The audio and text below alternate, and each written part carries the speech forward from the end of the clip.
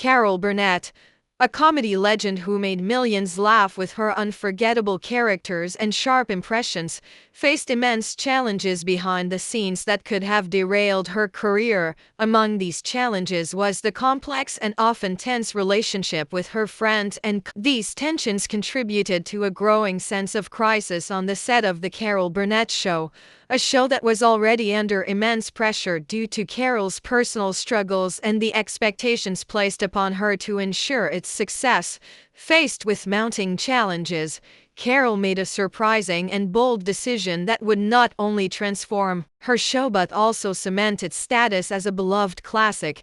But what exactly was this decision, and how did it reshape her relationships with Harvey and the rest of the cast? Let's delve into the fascinating journey of Carol Burnett, exploring her rise to fame, the secrets she kept, and the dramatic moments that defined her legacy. Early life and rise to fame. Carol Creighton Burnett was born on April 26, 1933, in San Antonio, Texas, to parents Joseph Thomas Burnett and Ina Louise Creighton, both of whom were involved in the entertainment industry, her father as a movie theater manager and her mother as a writer for movie publicity. Despite their ties to Hollywood, Carol's early life was far from glamorous. Her parents struggled with alcoholism, leading to an unstable home environment. When Carol was just a young child, her parents separated.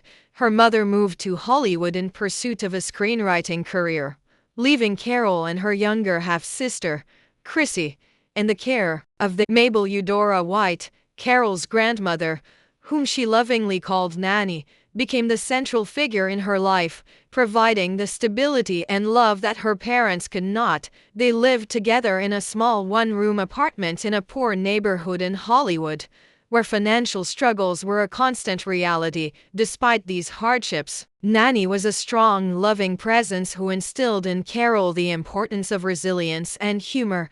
Growing up in such challenging conditions, Carol found solace in her grandmother's love and in the joy. Even as a child, Carol showed a flair for entertainment, mimicking the stars she saw in movies and creating little skits to make her friends and family laugh. This ability to find humor in difficult situations became a defining characteristic of her personality and would later be a hallmark of her comedy. Carol's vivid imagination and creativity were her coping mechanisms during a difficult childhood.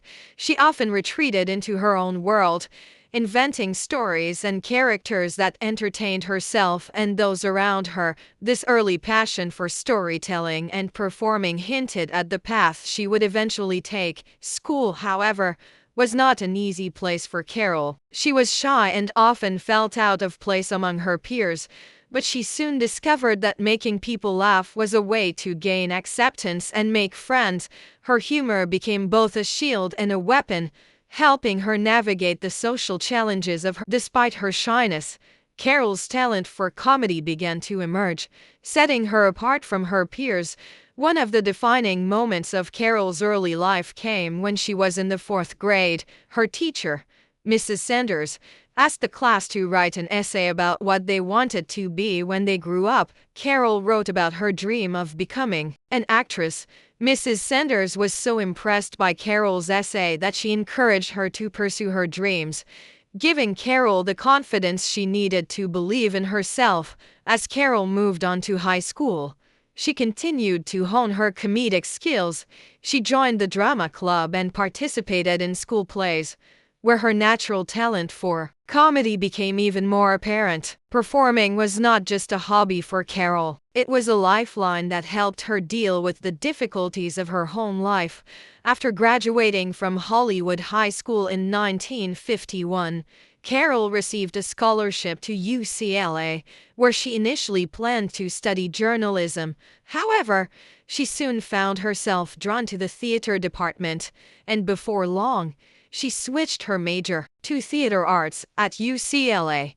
Carol began to develop her skills as a performer, participating in several productions and gaining invaluable experience on stage. Carol's journey to becoming a performer was filled with challenges. To support herself through college, she took on various jobs, including working as an usherette at a local theater. Despite the financial strain, Carol remained determined to pursue her dreams. Her resilience and strong will were key factors in her ability to overcome the obstacles in her path. A pivotal moment in Carol's life came during her sophomore year at UC. She was offered the chance to perform in a student production of The Fall of the City, a one-act play. Her performance was a hit, marking the first time she received recognition for her comedic talent. This experience solidified her decision to pursue a career in comedy and acting. During her time at UCLA, Carol also met several important mentors who would shape her future career.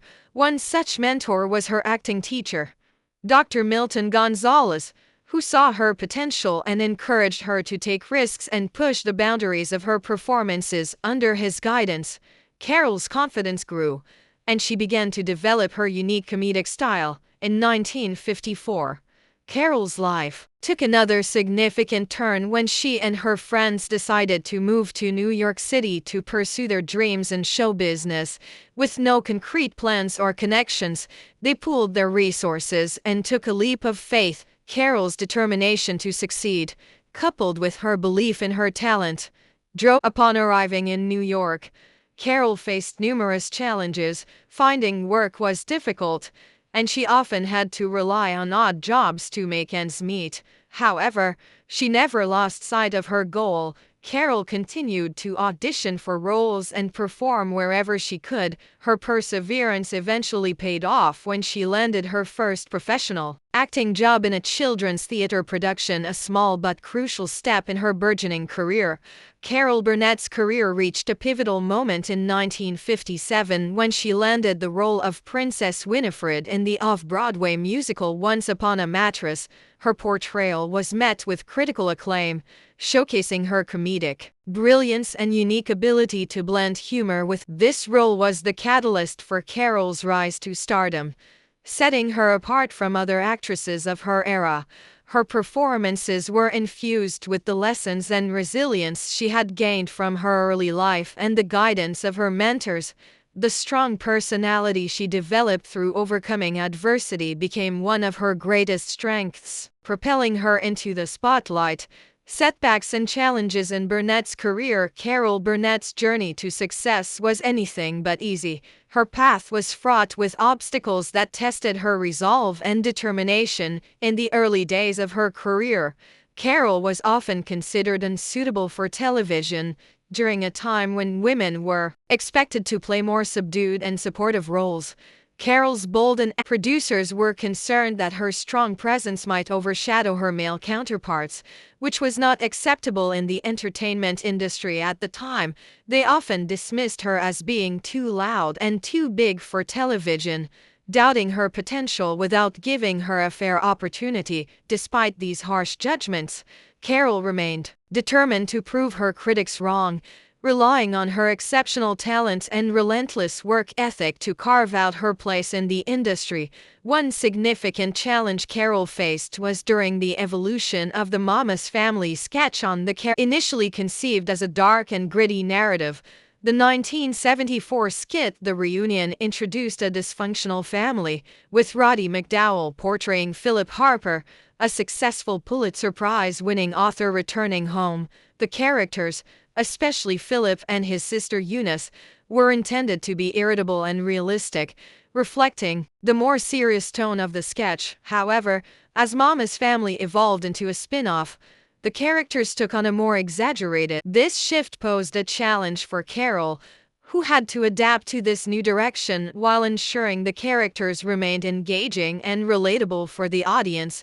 Carol's personal life also presented her with significant hurdles, starting with the lack of support from her own mother. From the outset, Carol's mother discouraged her from pursuing an acting career, urging her instead to consider writing, which she deemed a safer and more stable profession. Carol's mother often reminded her that she could always write, regardless of how she looked. Despite this lack of encouragement, in interviews, Carol has openly discussed the difficulty of dealing with her mother's disapproval. highlighting it as one of the many obstacles she had to overcome on her path to success. The early stages of Carol's career also brought challenges related to industry standards of beauty. At a time when television executives were searching for someone with Rock Hudson's looks, Carol faced skepticism about her appearance fitting the mold of a TV star. Lyle Waggoner, a former encyclopedia salesman with charm and humor, became a popular figure on her show, proving that talent and personality could transcend superficial judgments. Carol, too, had to navigate these industry expectations.